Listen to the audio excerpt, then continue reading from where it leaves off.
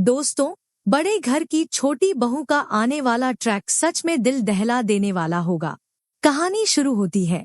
जी हाँ दोस्तों, सब कुछ आगे आपको बताऊंगा, लेकिन आगे देखने से पहले आप चैनल को सब्सक्राइब जरूर करें।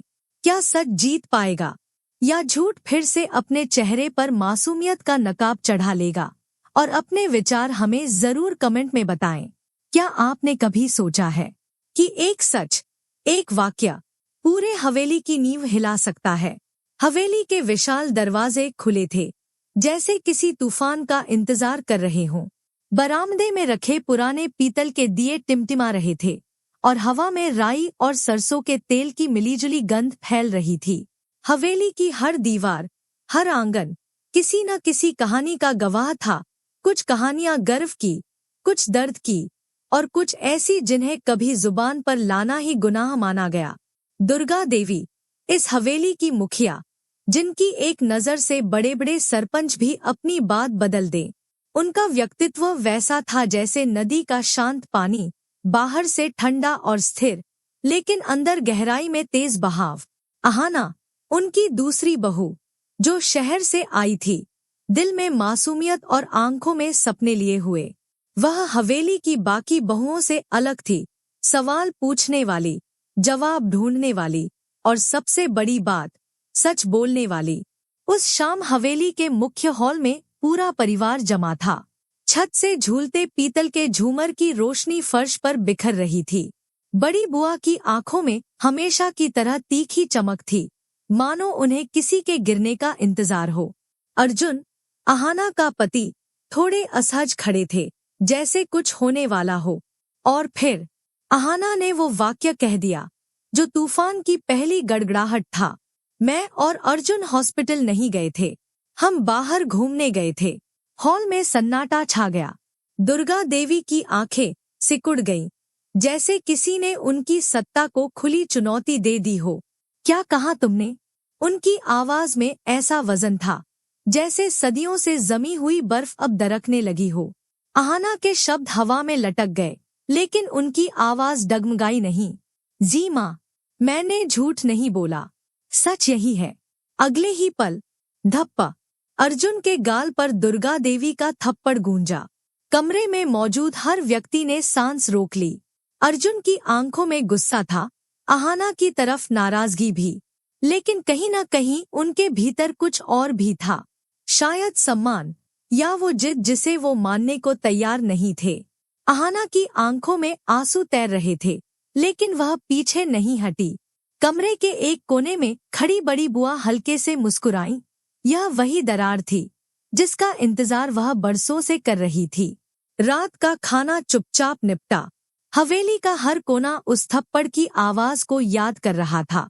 अहाना अपने कमरे में बैठी थी, खिड़की से बाहर चांदनी को देख रही थी, जैसे चांद से ताकत मांग रही हो। तभी दरवाजा खुला। अर्जुन अंदर आए, बिना कुछ कहे पानी का गिलास उठाकर पी लिया। तुम्हें सच बोलने की इतनी पड़ी थी? उनकी आवाज धीमी थी, लेकिन गुस्सा साफ झलक रहा था। अहाना ने उनकी आंखों में देखा। सच बोलना गुनाह नहीं है, अर्जुन, और अगर माँ को सच सुनना पसंद नहीं, तो यह उनकी कमजोरी है, मेरी नहीं। अर्जुन ने जवाब नहीं दिया, लेकिन उनके चेहरे पर कुछ पल के लिए नरमी आई, जैसे कहीं गहराई में वह अहाना की हिम्मत की कद्र करते हों। रात बीती, लेकिन हवेली की हवा बदल चुकी थी। सुबह होते ही अहाना ने माँ के कमरे में जाकर धीरे से कहा, माँ, अगर आप चाहें तो हम आपके गांव चलें। दुर्गा देवी ने उसकी तरफ देखा, लंबे समय तक चुप रहीं। फिर होठों पर हल्की सी मुस्कान आई। ठीक है, लेकिन मैं अकेली नहीं जा रही, अपनी दोनों बहुओं को साथ ले जाऊंगी। दरवाजे के पीछे खड़ी बड़ी बुआ ने यह सुना और धीरे से बड़बड़ाई, अचानक गांव जाने की क्या जरूरत? इस लड़की ने कौन सा जादू कर दिया? हवेली के आंगन में नीम का पेड़ हिल रहा था, और उसके साथ ही हिल रहा था हवेली का सन्नाटा, क्योंकि असली तूफान तो अभी बाकी था। कभी कभी रिश्तों में दरारें शब्दों से नहीं, खामोशियों से पैदा होती हैं, और हवेली में खामोशियां हमेशा कुछ कहती हैं। सुबह का सूरज हवेली की छतों पर सुनहरी रोशनी बिखेर रहा था, लेकिन अंदर का माहौल उतना ही ठंडा था जितना पिछली रात। आंगन में पंछियों की चहचहाहट थी, पर हवेली के लोगों के चेहरों पर कोई रौनक नहीं। रसोई में बड़ी बहू और मजली भाभी धीरे धीरे काम कर रही थी, लेकिन कान हमेशा दरवाजे की तरफ थे। कहीं से दुर्गा देवी या अहाना के कमरे से कोई आवाज तो नहीं आ रही। दुर्गा देवी अपने बड़े से कमरे में खिड़की के पास बैठी थी। उनके सामने रखी चाय ठंडी हो चुकी थी। वो अहाना की बातों को याद कर रही थी। अगर माँ को सच सुनना पसंद नहीं तो यह उनकी कमजोरी है, मेरी नहीं। ये शब्द उनके दिल पर चोट की तरह लगे थे, क्योंकि हवेली में उन्होंने ही नियम बनाए थे और अब एक बहू ने उन्हें चुनौती दी थी। इसी बीच अर्जुन कमरे में आया। माँ, नाश्ता कर लीजिए।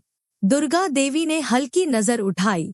तुम्हारी बीवी को समझाओ अर्जुन, ये हवेली उसके सच बोलने के लिए नहीं बनी। अर्जुन ने कुछ कहना चाहा, लेकिन शब्द गले में अटक गए। उन्हें पता था कि माँ गलत नहीं मानेंगी और अहाना भी पीछे नहीं हटेगी। यह जंग अब शुरू हो चुकी थी। अहाना का अकेलापन। दूसरी तरफ अहाना अपने कमरे में बैठी थी। उसने खिड़की से बाहर देखा। हवेली का पुराना नीम का पेड़ हवा में झूम रहा था, जैसे उसे हौसला दे रहा हो। वह सोच रही थी कि क्या वह इस हवेली में सही कर रही है, पर तुरंत ही मन में आवाज आई, अगर सच के लिए खड़े नहीं हुए तो जीने का क्या मतलब। अचानक बड़ी बुआ कमरे में दाखिल हुईं। उनके चेहरे पर बनावटी चिंता थी। अहाना बेटा, तुम ठीक तो हो? देखो, हवेली में हर बात सोच समझकर करनी पड़ती है। माँ से ऐसे सवाल अच्छा नहीं लगता। अहाना ने सीधा जवाब दिया, बुआ, मैं माँ का अनादर नहीं करना चाहती, लेकिन झूठ बोलना भी मुझे नहीं आता। बड़ी बुआ ने हल्की हंसी दबाई। झूठ बोलना नहीं आता तो सीख लो, क्योंकि हवेली में जीना आसान नहीं है। और वह बाहर निकल गई, पीछे एक ठंडी हवा छोड़ते हुए। गांव जाने का प्रस्ताव। शाम होते होते हवेली के आंगन में सब इकट्ठा हुए। दुर्गा देवी ने गंभीर आवाज में कहा, हम सब गांव जाएंगे। कमरे में हलचल मच गई। बड़ी बहू ने सवालिया नजर से देखा। बड़ी बुआ ने भौहें चढ़ाई। अहाना ने चुपचाप एक गहरी सांस ली। यह वही मौका था जो उसने माँ को पास लाने के लिए मांगा था। पर बड़ी बुआ ने तुरंत तंज कसा। अचानक गांव क्यों? हवेली में कोई कमी है क्या? दुर्गा देवी ने सख्त लहजे में जवाब दिया, कुछ फैसले बिना वजह भी लिए जाते हैं। अहाना के चेहरे पर हल्की मुस्कान आई। उसे पता था कि माँ का दिल पूरी तरह तो नहीं, लेकिन थोड़ा पिघला है। अर्जुन और अहाना की रात की बात। रात को जब हवेली में सन्नाटा था, अर्जुन अहाना के पास आया। तुम्हें लगता है माँ को इस तरह गांव बुलाना ठीक है? अहाना ने उसकी आंखों में देखा। अर्जुन, मैं सिर्फ माँ के साथ समय बिताना चाहती हूँ, ताकि उन्हें लगे कि मैं उनकी बहू ही नहीं, बेटी भी हूँ। अर्जुन ने गहरी सांस ली। तुम बदल नहीं सकती अहाना, पर शायद यही तुम्हारी सबसे बड़ी ताकत है। अहाना ने मन ही मन ठान लिया, यह सफर सिर्फ गांव का नहीं, बल्कि माँ के दिल तक का होगा। बड़ी बुआ की योजना। दूसरी तरफ बड़ी बुआ अपने बेटे बोल्ट ठाकुर जी के साथ बैठी थी। ये लड़की खतरनाक है। माँ का दिल जीत लेगी तो हवेली की चाबी उसी के हाथ में होगी। बोल्ट ने मुस्कुराकर कहा, चिंता मत करो माँ, गांव में उसके पैर ऐसे फंसाएंगे कि वापस आकर कोई पूछेगा भी नहीं। गांव की यात्रा तय हो गई थी, पर किसी को पता नहीं था कि इस सफर में जो होगा वो हवेली के रिश्तों को हमेशा के लिए बदल देगा। और अहाना, वह इस खेल में सिर्फ खिलाड़ी नहीं, अब दांव पर लगी बाजी खुद बन चुकी थी। गांव, जहां मिट्टी की खुशबू, बचपन की यादें और पुराने रिश्तों की कसक सब एक साथ सांस लेते हैं। सुबह का समय था। हवेली के सामने खड़ी बड़ी काली जीप तैयार थी। ऊपर रस्सी से बंधे बक्से, बोरियां और एक बड़ा पीतल का पानी का घड़ा। ड्राइवर पगड़ी बांधते हुए इंतजार कर रहा था। दुर्गा देवी अपनी सफेद किनारी वाली साड़ी में माथे पर बड़ी सी लाल बिंदी लगाए बाहर आईं। उनके पीछे अहाना और बड़ी बहू चल रही थी। अर्जुन ने खुद सामान चढ़वाया। बड़ी बुआ दरवाजे के पास खड़ी थी। आंखों में शंका और होठों पर आधी मुस्कान, जैसे कह रही हूँ, जाओ, देखती हूँ कहाँ तक जाती हो। जीप के इंजन की गड़गड़ाहट के साथ सफर शुरू हुआ। हवेली के ऊंचे गेट पार करते ही पक्की सड़क से कच्चे रास्ते की तरफ मोड़ लिया गया। धूल के बादल पीछे उड़ते जा रहे थे। सफर के दौरान अहाना ने खिड़की से बाहर देखा, सुनहरे खेत, सरसों के फूल, तालाब के किनारे खेलते बच्चे और दूर से आती बैलों की घंटियों की आवाज। उसके चेहरे पर हल्की मुस्कान थी, लेकिन मन में एक हल्की चिंता भी। क्या मैं सच में माँ का दिल जीत पाऊंगी? दुर्गा देवी चुपचाप बैठी थी, लेकिन उनकी आंखों में एक अलग चमक थी। वह इन नज़ारों में खो गई थी। शायद उन दिनों में लौट गई थी, जब वो इस गांव की गलियों में पली बढ़ी थी। अर्जुन ने धीरे से अहाना के कान में कहा, गांव में सबको माँ से पुरानी शिकायतें हैं, ध्यान रखना। वहाँ हालात आसान नहीं होंगे। अहाना ने सिर हिलाया।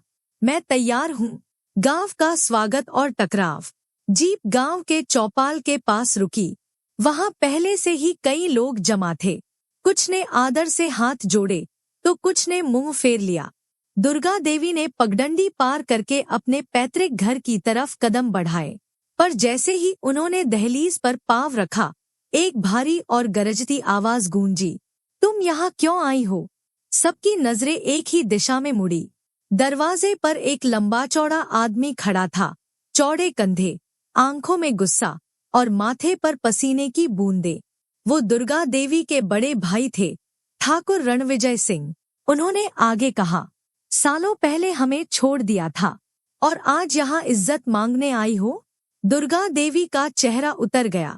वो चुपचाप खड़ी रहीं, आंखें झुकी हुईं। अचानक अहाना आगे बढ़ी। उसके कदम मजबूत थे, आवाज में कंपी नहीं। मेरी सास से इस लहजे में कोई बात नहीं करेगा। जितना हक इस घर पर आपका है, उतना ही हक मेरी सास का भी है। गांव में सन्नाटा फैल गया। रणविजय सिंह की भौहें तनी। मैं अभी तुम्हें यहाँ से निकाल दूंगा। अहाना ने सीधा जवाब दिया, निकालना है तो निकालो, लेकिन मेरी सास को इज्जत दिए बिना हम यहाँ से नहीं जाएंगे। गांव के बुजुर्ग एक दूसरे का चेहरा देखने लगे। किसी ने धीरे से कहा, लड़की में हिम्मत है। तनाव और चुप्पी। उस रात गांव के पुराने हवेली जैसे घर में सभी अलग अलग कमरों में थे। दुर्गा देवी अपने बिस्तर पर लेटी हुई थी, आंखों में आंसू थे। सालों से दबा दर्द आज फिर ताजा हो गया था। अहाना बाहर आंगन में खड़ी चांद को देख रही थी। अर्जुन पास आया। तुम पागल हो? रणविजय सिंह से ऐसे भिड़ना आसान नहीं। अहाना ने उसकी तरफ देखा। अगर हम डर कर रहेंगे तो कोई हमें इज्जत नहीं देगा। अर्जुन चुप हो गया। उसके मन में गुस्से के साथ साथ गर्व भी था। सुबह का नया मोड़। अगली सुबह गांव की औरतें कुएं पर पानी भर रही थी। अहाना भी वहां पहुंची और उनके साथ पानी भरने लगी। धीरे धीरे बातचीत शुरू हुई, बच्चों के बारे में, फसल के बारे में और शहर की जिंदगी के बारे में। औरतों को अहाना की सादगी और मिलनसार स्वभाव पसंद आने लगा। दूर से ये सब देख रही दुर्गा देवी के चेहरे पर पहली बार हल्की मुस्कान आई। शायद उन्हें एहसास हुआ, ये लड़की सिर्फ मेरी बहू नहीं, मेरी बेटी भी हो सकती है। गांव का माहौल बदल रहा था। अहाना की आंखों में आंसू आ गए।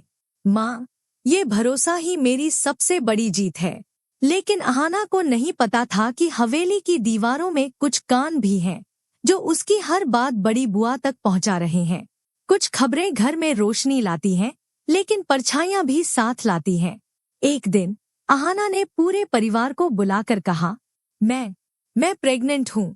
हवेली में खुशियों की लहर दौड़ गई। ढोल, नाच, गाने, सब तरफ उत्सव का माहौल था। अर्जुन ने अहाना को गले लगाकर कहा, तुमने मेरी जिंदगी का सबसे बड़ा तोहफा दिया है। लेकिन बड़ी बुआ के चेहरे पर नकली मुस्कान थी। उनके मन में एक नया प्लान आकार ले रहा था। देखते हैं ये खुशी कितने दिन टिकती है। कभी कभी किस्मत सिर्फ एक पल में सब छीन लेती है। अर्जुन और अहाना डॉक्टर से चेकअप के लिए शहर जा रहे थे। सड़क पर बारिश की फिसलन थी। एक ट्रक अचानक सामने आ गया। ब्रेक की चीख, धातु के टकराने की आवाज, और फिर सब धुंधला। अर्जुन को होश आया तो वह अस्पताल में था। डॉक्टर ने कहा, हमने बच्चे को बचा लिया, लेकिन अहाना को नहीं बचा सके। अर्जुन की आंखों से आंसू बह निकले। उसने नवजात को गले लगाया। तुमने हमें छोड़ दिया, अहाना। दुर्गा देवी टूट चुकी थी। मैंने उसे अपनी बेटी माना, और आज वो चली गई। हर अंत एक नई कहानी की शुरुआत भी होता है, चाहे हम तैयार हो या नहीं। कुछ महीने बाद हवेली में एक नई महिला की एंट्री हुई। वो विधवा थी, पर दिल में ममता भरी हुई। दुर्गा देवी ने उसे बच्चे की देखभाल के लिए रखा। धीरे धीरे वह अर्जुन के करीब आने लगी, बच्चे की हंसी में, रात की खामोशियों में, और अहाना की यादों के बीच। लेकिन अर्जुन का दिल अभी भी अहाना के लिए धड़कता था। बड़ी बुआ दूर से यह सब देख रही थी। नई बहू आई है, खेल फिर से शुरू होगा। और हवेली की दीवारें एक बार फिर साजिशों, प्रेम और संघर्ष की गवाह बनने के लिए तैयार हो। मैंने कहा था ना, खेल अभी बाकी है। तो दोस्तों, यह था बड़े घर की छोटी बहू का वह शानदार अपडेट जो सच्चाई, प्यार और ड्रामे का परफेक्ट मिक्स है। आपको अर्जुन और अहाना की जोड़ी कैसी लगी? क्या आपको लगता है कि अब इस परिवार में सब कुछ ठीक हो जाएगा? कमेंट में अपनी राय जरूर शेयर करें। और हाँ, ऐसे ही धमाकेदार टेलीविजन अपडेट्स के लिए हमारे चैनल को सब्सक्राइब करना ना भूलें।